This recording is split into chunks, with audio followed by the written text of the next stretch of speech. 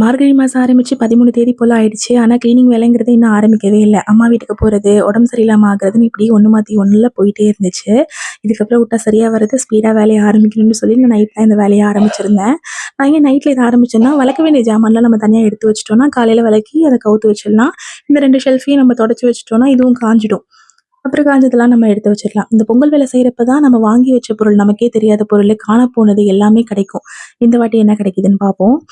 இது என்னன்னு பார்த்தீங்கன்னா, கிச்சன் கவுண்டர் டாப்புக்கு கீழே 2 ஷெல்ஃப் வச்சிருப்பேன். ரேராக யூஸ் பண்ணுற பாத்திரம்லாம் இதில் வச்சிருப்பேன். அப்புறம் ஒரு பிளாஸ்டிக் டப்பில் வந்து இந்த மளிகை ஜாமான்லாம் வச்சிருப்பேன்.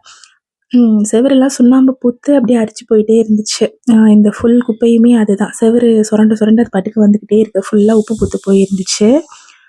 எல்லாத்தையுமே கூட்டி எடுத்துட்டேன். அப்புறம் வந்து கொஞ்சம் கிளாஸ் ஐட்டம்லாம் இருக்கும்ல, அதெல்லாம் வந்து தனியா எடுத்து வச்சுட்டேன். எல்லா ஜாமானோடையும் போட்டு அது நான் கண்டிப்பா உடைஞ்சிரும்.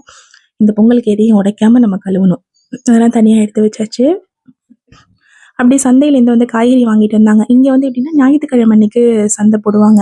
இந்த 2 வாழைப்பழ சீப்பு பார்த்தீங்கன்னா, 2மே வந்து ஏலத்துல குடுப்பாங்க. டாடா ஏசில வந்து ஏலம் விடுவாங்க வாழைப்பழத்த. இது 2மே ரூ. 30 தான். நமக்கு கம்மி அமௌண்ட்லயே நல்லா கிடைக்கும். மீதி காய்கறி எல்லாமும் எடுத்து வச்சாச்சு. அப்படியே நைட்டு டின்னர் செய்கிற வேலை எதுவுமே இல்லை. மதியம் வச்சிருந்த சிக்கன் பிரியாணி, கொஞ்சம் கத்திரிக்காய் இருந்துச்சு. அதை வச்சு டின்னரை முடிச்சாச்சு. Okay friends, Tata.